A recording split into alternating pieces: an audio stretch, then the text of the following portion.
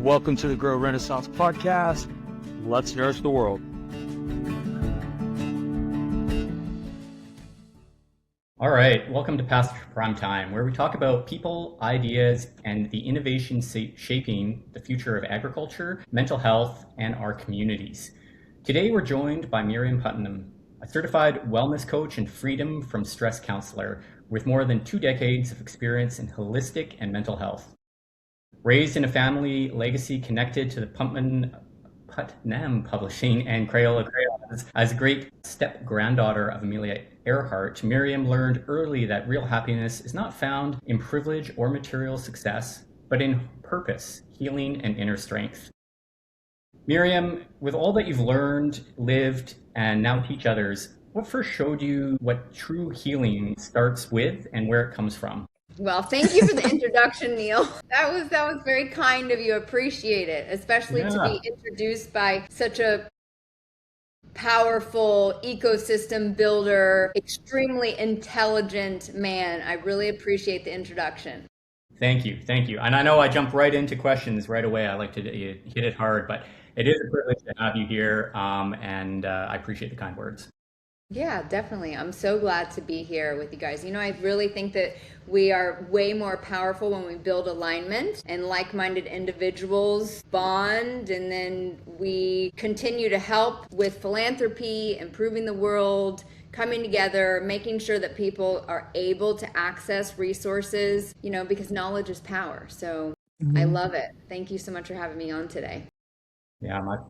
Yeah, all right. So to answer your question, it gets down to foundational health, which is body health.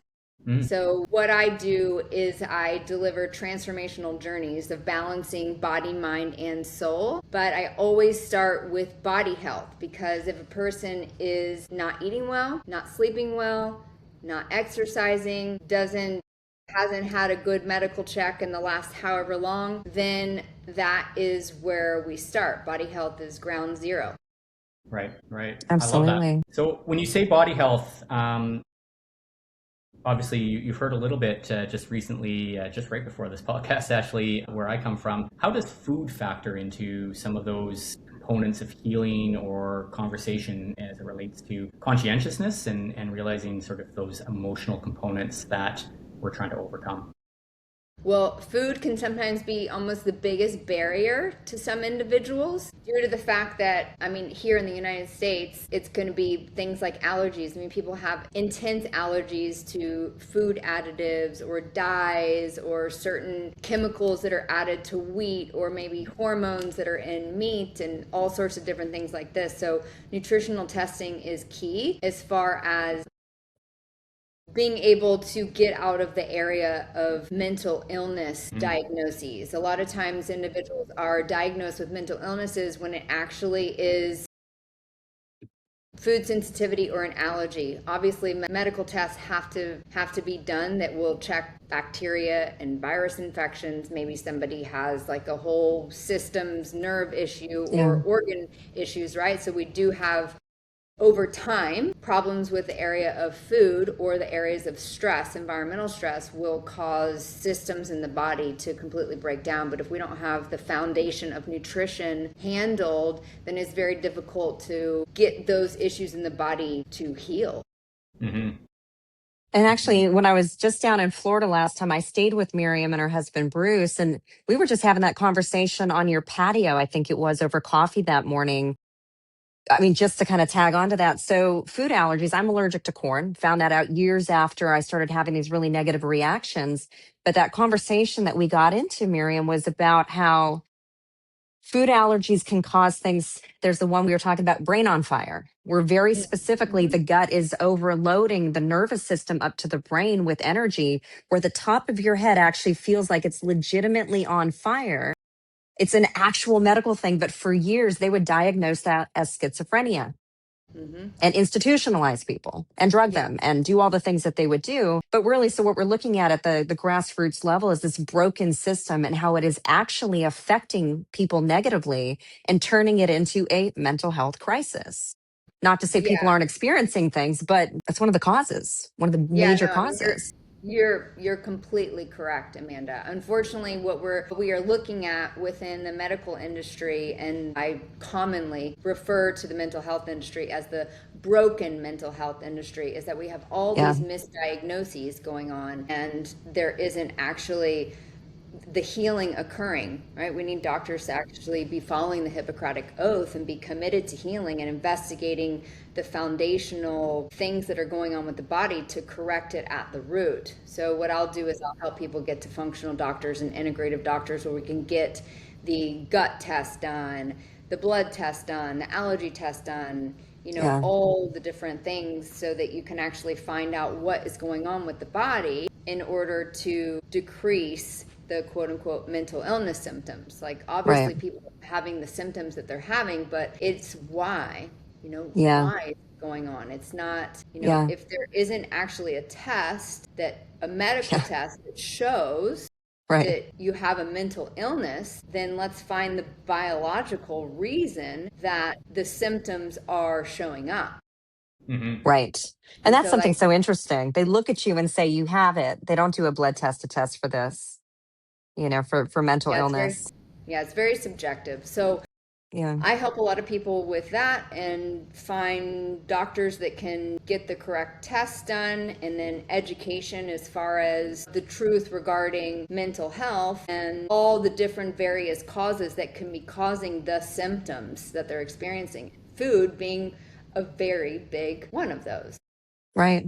I mean, I don't know how we're supposed to pump a child full of Fruit Loops in the morning, send them to school, tell them to sit in a chair and not have them have a negative reaction. But then we're labeling them ADD or ADHD.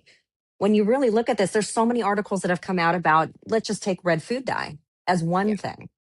right. That's in Fruit Loops. And I'm not trying to pick on Fruit Loops in particular. We could pick probably 50 different Yeah, cereals. it could be many different cereals. Yeah, but there's that perfect marriage between a broken system of big agriculture, and big pharma. They actually are the perfect nasty combination. Yeah, unfortunately it's Mm-hmm. true. Mm-hmm. We have our Yeah, work cut out for us. we do. Now, Miriam, I know that sorry, go ahead, Neil. Yeah, I was just going to ask Miriam, when you think about the tests that you do, or in some of the key body indicators or key metrics that you're analyzing, what are some of the key ones that stand out for particularly for our audience that might be interested in those bioindicators, really, that would help us understand what's going on with our body, and even be able to reach out to you and say, hey, we've done a little bit of pre-work, we've got these bioindicators, here's what's going on, we think we'd love your help and support. What stands out for you in those? Well, other than what I mentioned, I think just the specialty labs, right? Like Mhm. finding out if it's not a food situation that the person has, which bacteria or which Mhm. virus, like cat scratch fever or things like Mhm. Lyme, those Mhm. can be big ones that Mm-hmm. cause toxicity in the body. If the Mhm. immunity is suffering at all, then the body goes completely haywire. Yeah. So it is per individual, it's going to be different per individual because the genetics of each body are different. Like just like Yeah.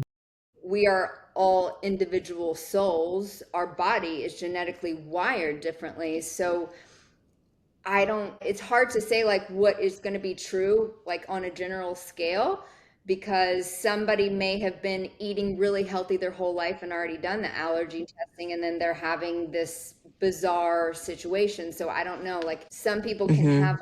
have markers for different things in their genetics that just cause them to have more symptoms than someone else. Some bodies, like Mhm. the body are just more sensitive to environmental things like mold or, stress and all sorts of there's so many different areas Yeah. to look. It's interesting because I'm highly allergic to mold.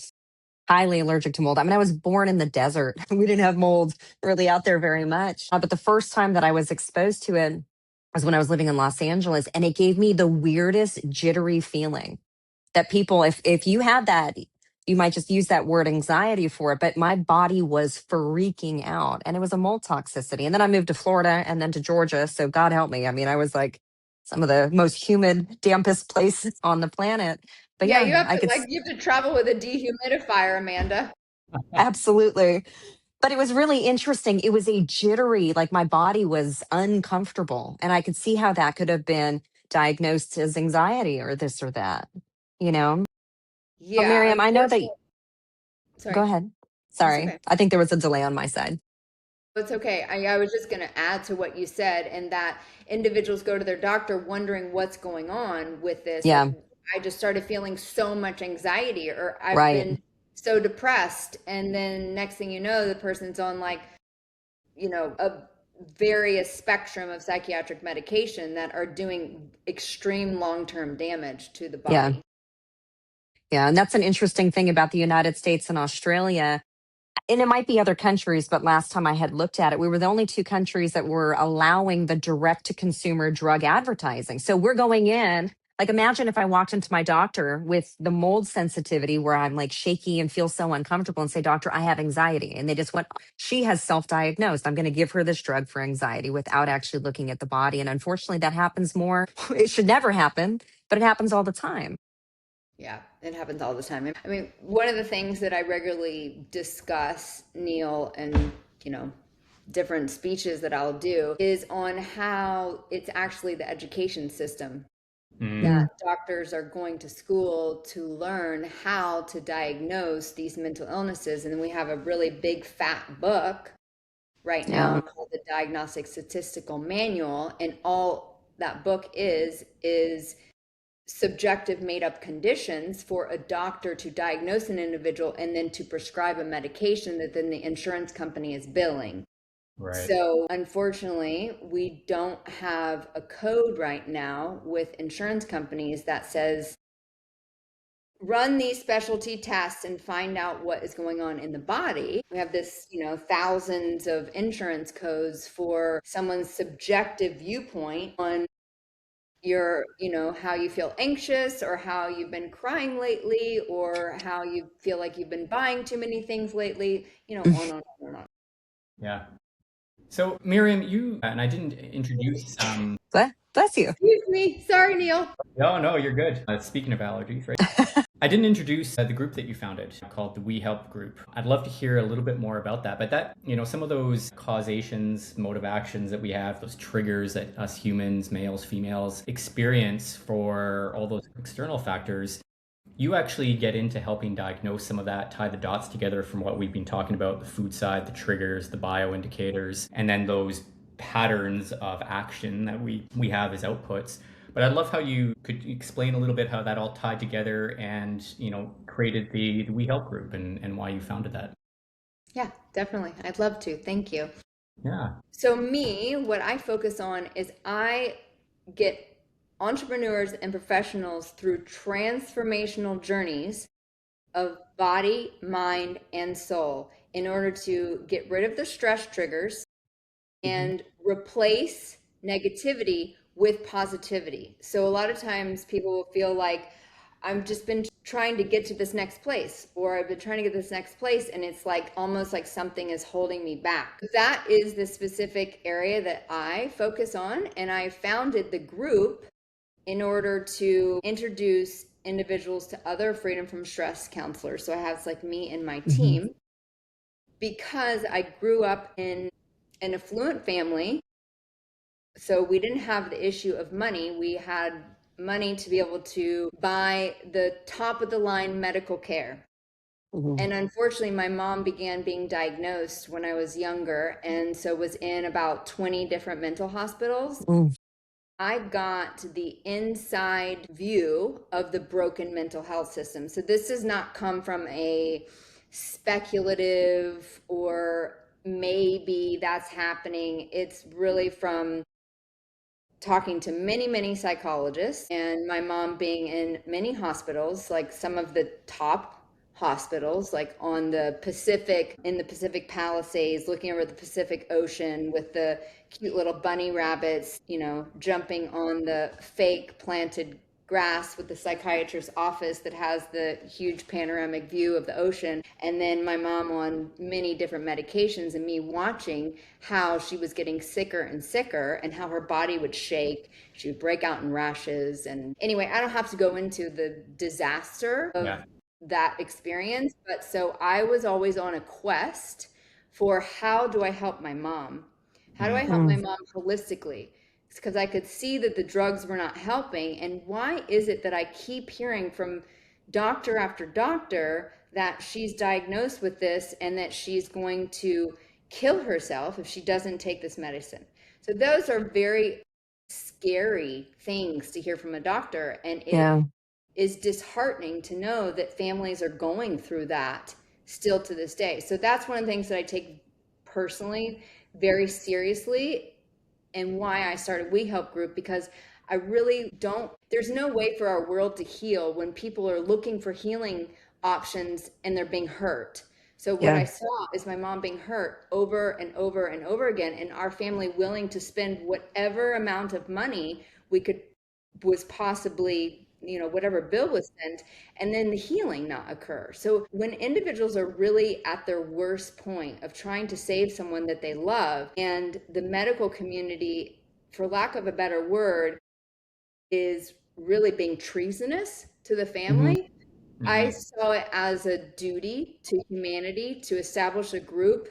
Because once I found a solution, and once I figured out through all, philosophical research, spiritual research, integrative, functional research, all the different things that I've studied, I went, okay, well, now I've finally figured it out, and I would like to help other families avoid this terrible experience, because it's absolutely heartbreaking to try and help yourself or someone else that you love with solving a mental health crisis or a body health crisis or anything in that area, and then be hitting a wall. So that's really why I formed it.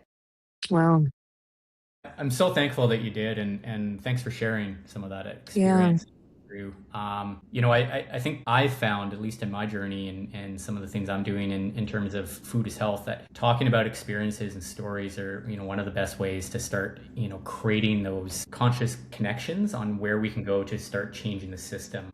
I actually get invited on a lot of different medical speaking panels, just speaking about food, food being the key catalyst to how we can fix some of the chronic health, mental health being a component of that. And it always surprises me in hearing the disconnect between our medical system and our food system. Yeah, I know.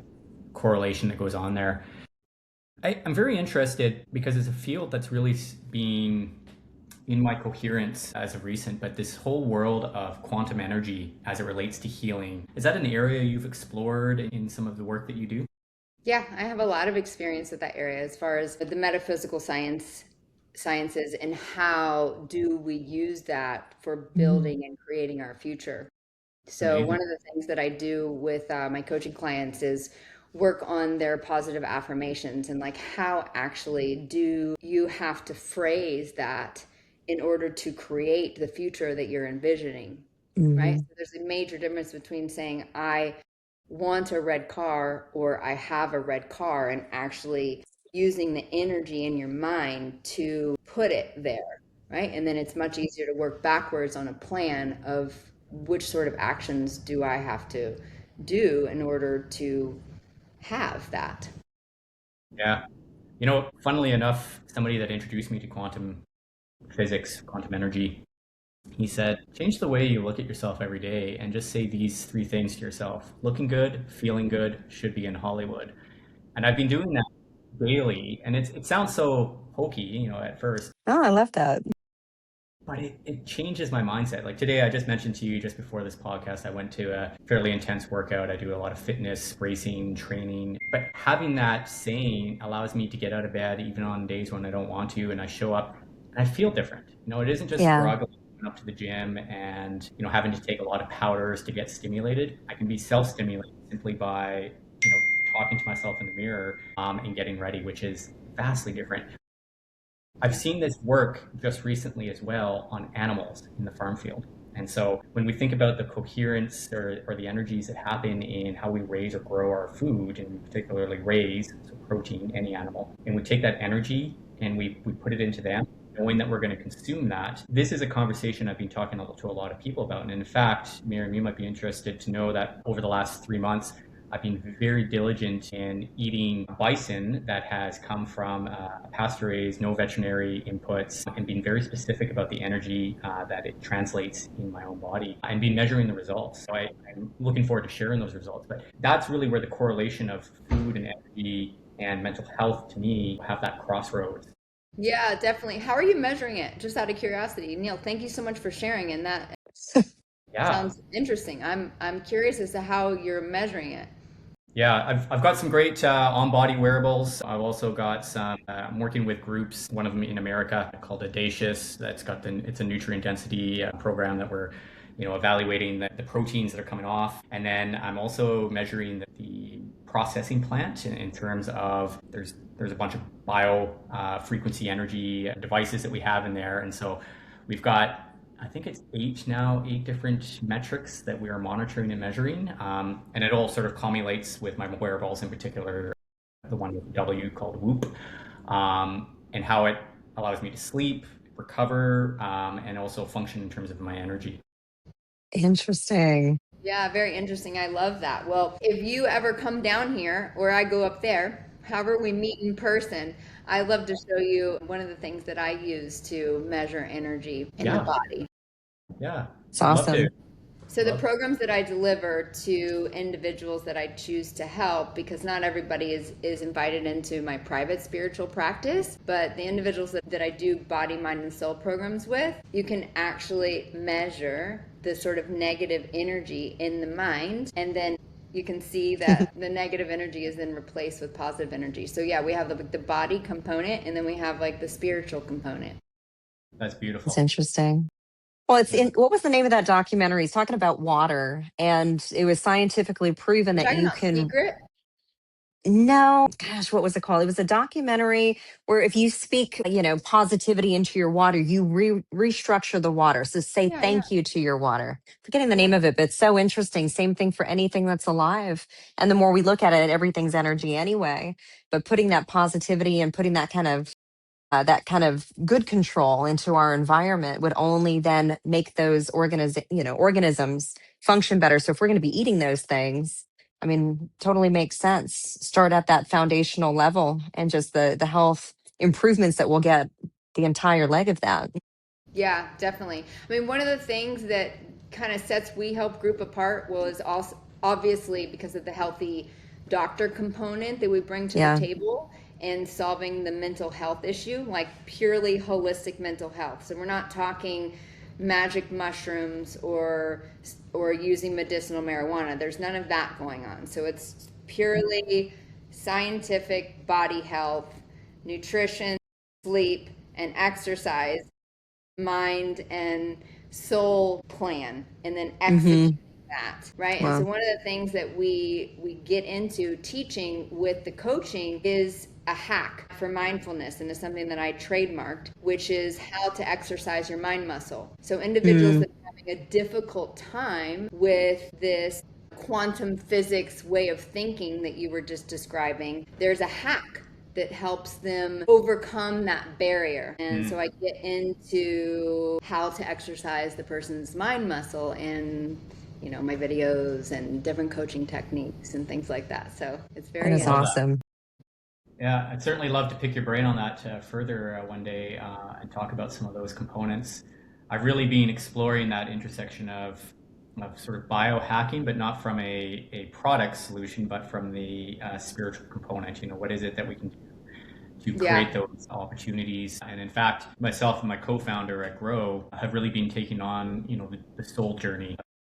Call it self-sovereignty, but the journey that we go through in expression, and the word coherence has been one that resonates with me lately, but the surrounding of environment and atmosphere as it relates to how we are centered and where we fit in. And there's an expression that we've been saying, which is be fully human, and it's an expression that we're trying to get into, and I have yet to feel like I'm fully human because I'm working towards this journey of being fully human, which is an odd saying. I know it's sort of a juxtaposed. I like it. Yeah, no, I mean, I understand what you're saying. And when we're talking about the food systems of the planet, and we're taking that much responsibility for the care of humanity, that's a much higher responsibility. Mm-hmm. It's impressive. Yeah, that's great. So with the talks about the changes that we need to see and some of the negative aspects that we're trying to change from an angle of what's working today, what do you think is working today in our food and healthcare system that we don't pay attention to? Because I say this in food all the time. We talk about all the things that aren't working, all the negative, but we forget about the things that are good. And sometimes we just need to remember the aspects that are working so that we can pull those out and release those or at least acknowledge them, right? So I'd love to hear that from you. Well, no, it depends, I guess, which area. Do you want me to answer specifically food, or you want me to talk about mental health and medical? You know what, I'd love to talk about mental health and medical because that's really an area that you come from that maybe our audience hasn't heard as much about, and then finish with your perspective on food. Yeah, okay, fair enough. So I think overall what's working well is the fact that we do have infrastructure. The infrastructure is established. So it's not like we have to burn everything down and start over. The infrastructure is there. The hospitals are there. The hotlines are there. The individuals are there. So with a few basic mental health policies that improve the services being delivered or the health care given in the hospitals, I think overall, but I truly believe overall that we see the system raise in a very drastic way just by even putting wellness IVs in patients' rooms in hospitals. The health raise just by improving the healthy organic food on the plates that are delivered to the individuals in the bed that are going through a crisis in whatever fashion. We see mental health crises decline as we improve nutrition, sleep, and exercise in the infrastructure. So once we improve the health and we focus on just a few tweaks, then we see it improve because we don't have to build a whole infrastructure. We just have to come together as a populace and as people to say, okay, now that's it. We demand to have wellness IVs in mental hospitals or regular hospitals. We demand to have better food because why are we giving people Jell-O to eat? Yeah. When they're almost on their deathbed, right? Right. Like, aren't we giving bone broth from an organic farm? This Right. simple things like that, then we see an improvement. So Yeah. it's the infrastructure. The infrastructure, I mean, you're right, Neil, in the fact that it's easy to criticize things and from the outside and looking in, and we can see the problems. But I don't see it as a very big jump to fixing those things because the infrastructure is there. I love That's that. so interesting. And I've always wondered why hospitals have some of the worst food. Like I've been in and out of the hospitals myself with my own injuries from sports over the years. And I almost didn't want to eat anything. There was no nutritional value. And I'm not going to name the hospitals, but at least at the ones that I was in, it was garbage. Like Jello might taste good, but I don't think any of us really have the idea that that is like brain food or going to repair your system. But there was also, I just wanted to comment on this quickly. There was an article that I read some months back that violence in a prison dropped drastically once they improved the food quality. I think we'd Yeah, see the exact same thing. I'm sure. Yeah. I'm sure. Just by something as simple as B1 given. Yeah. The vitamin B. Yeah. So I think that we could improve the systems in a very huge way by a few minor tweaks. Yeah. Yeah. Like Amanda's connection went in and out there. Sorry about that. No worries. Did you see the announcement from Bobby Kennedy that just came on last week where he's now mandating healthy food be offered in hospitals? Yeah. Yes. What's your stance on EMF, Miriam? EMF harmonizers, EMF. I mean, I'm wearing one. Yeah. I think I'm on the fence, honestly, when I talk about it, but I can't hurt is kind of the position I take. But I'm still really getting that sort of head wrapped around EMF harmonizers. But they tend to be a big talk around creating environments where we can start to create some risk mitigation to our technologies that infect us. Yeah. I mean, I wouldn't say that I'm necessarily on the fence, maybe exactly what you said, but kind of in that same wheelhouse is what you're describing. Because Right. I hold a position in space for individuals that I help. And so if that happens to be something that they are sensitive to and they feel like they need, then Hmm. I agree with it. I mean, Hmm. what I do is a very different from psychology, right? There's no Hmm. evaluation. There's no, you are wrong. Think about it like this. It is, well, if you feel like that's going to help you, then you try it. And so a lot of the programs that I work on with individuals is like throwing out possible solutions, right? And the idea is that you might have to try 10 different neurotransmitter supplements that are amino acids and herbs, and maybe you have to throw some grounding pad and a red light pad in there. You don't really know exactly what you individually is going to work for you as far as getting your 7 to 8 hours of sleep every night. Yeah. I particularly like holy basil herb. Like, is that going to work for everyone? Like, no, it's not, right? I mean, is GABA GABA going to work for you like it's going to work for somebody else? Or is L-tryptophan going to work? So there's so many different variables. Yeah. I kind of throw that into the same category, right? I mean, different people have like different extreme health situations that they have to solve. Like, is ozone therapy going to work the same for each person? Like, it's just not. Hmm. That's so It's interesting. On the EMF, there's actually, so since, I had the head and neck injuries from sports over the years and they were so bad, I'm actually very sensitive to EMF. I've noticed, and my doctors have mentioned it. I'm more sensitive to light and sound and different things because it's such nerve damage that I've had up the back of my skull. I actually bought an EMF blocking blanket about 7 years ago. And I love the thing. Like as soon as I put it over and I like, hold on to it while I'm sleeping, my entire body feels like it chills out. And yeah. just to comment on you're mentioning the supplements. There was a vitamin called Q96, Hmm. the letter Q in 96, which was designed by a doctor years ago that was supposed to contain every single thing that would handle any sort of a mental issue, and it actually was rebuilding my brain tissue. Unfortunately, I think Big Pharma got that formulation off the shelf. I have not been able to find it. I would recommend that to everybody. But the dose on that was like one a day. No joke. At direction of my holistic doctor at that time, I was taking about 14 twice a day because my body needed it so badly when I had that traumatic brain injury, the last one.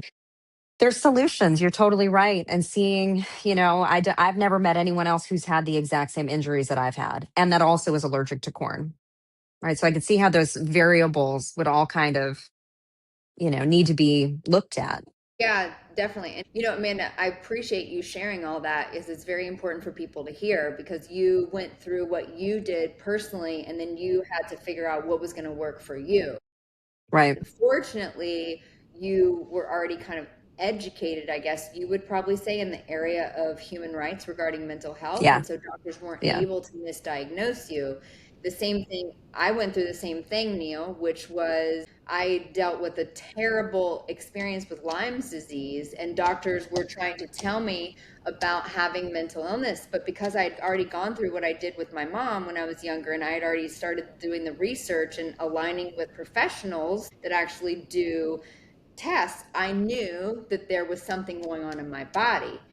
They just I hadn't gotten to, the hospitals wouldn't do it. So if you go into a hospital for something Mm. acute, then the hospital ends up wanting to diagnose an individual with something that is, it's like emergency care, some medication, some prescription that the person's supposed to stay on for however many months or maybe even a lifetime.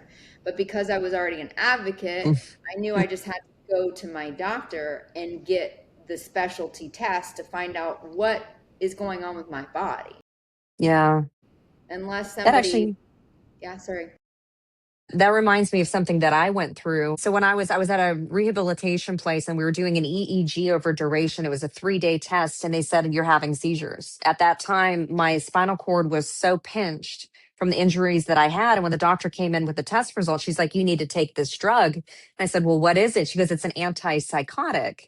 And I looked at her and I said, I'm not psychotic. And she goes, oh, I know, I know, I know. But this sometimes can help with seizures. And I flat out, because like you, I've got a history on human rights and I wasn't for it. I completely refused to take this drug. It was amazing to see how she'd come back. She's like, okay, I get it. Well, you're only going to take it for a few weeks and then we can talk. And I'm like, you're not listening. I'm not taking it at all. She goes, Yeah. most people, resist in the beginning, but in a few months, she did not let up. I mean, I literally had to tell her, I like almost cussed this lady out of like, you're not listening to what I'm saying. I am not taking it at all. But I really look at this. What I found is drugs is the solution. It's the thing that they so quickly gave because they had no other solution for me at that time. They Yeah. flat out said there was nothing else they could do. The doctor said they wanted me to, like, when I get home, lay on the couch. That is the advice the doctors gave. Just rest as much as you can. Don't work out. Don't stress the body. Take these drugs. I had multiple doctors telling me that I would be fully disabled. And I guarantee if I did what they said at that point and didn't go a holistic way, didn't focus on diet, didn't get my butt back in the gym, like if I did what they said, I would have been disabled. I went Yeah. back to the dojo and started to train to get as healthy as I could be every single day and found chiropractic and holistic. I've done ozone therapy, red light, blah, blah, blah. Like I had to stack up all these different solutions, but at least I make sense and I'm not disabled. It was Well, well worth exactly. it. My personal story mirrors yours a lot. Like obviously the family story that I dealt with my mom, like, is different. But personally, the journey, like with going through something like Lyme's and then having the neurological issue that Yeah. comes from that sort of bacteria attacking the body is Yeah. pretty dramatic. And so the medical profession wants to give a medication to suppress the Mm. symptoms. Mm. And it numbs and it then creates other health issues. And then what we have in society, unfortunately, with the baseline of the food issue that you're working so tirelessly to correct, is then we have compounding health issues on top of it. So you have somebody that's already unhealthy. Their immunity is suffering from the dye, the allergy, the bacteria, the Mm-hmm. virus, the body function issue, right? It could just be so many different sort of things that are going on with the body already. But if the person is not thinking about if they're getting vitamin D every day, if they're getting vitamin C, if they're eating nasty meat instead of getting it grass fed and organic veggies and fruits, then we have a population that is unfortunately getting sicker and not getting healthier. I'm studying to get my master's in public health because I have such a public health viewpoint, which is what are we going to have to do to get our world healthier, right? Like obviously our own community, and then it expands from there. This is why I love what you're doing so much, Neil. And you too, Amanda. I love the save the world, save the world people. Like how do we do this? You're one of us for sure. Yeah. No, this is wonderful. I know we're getting up on sort of the last mile of our discussion here.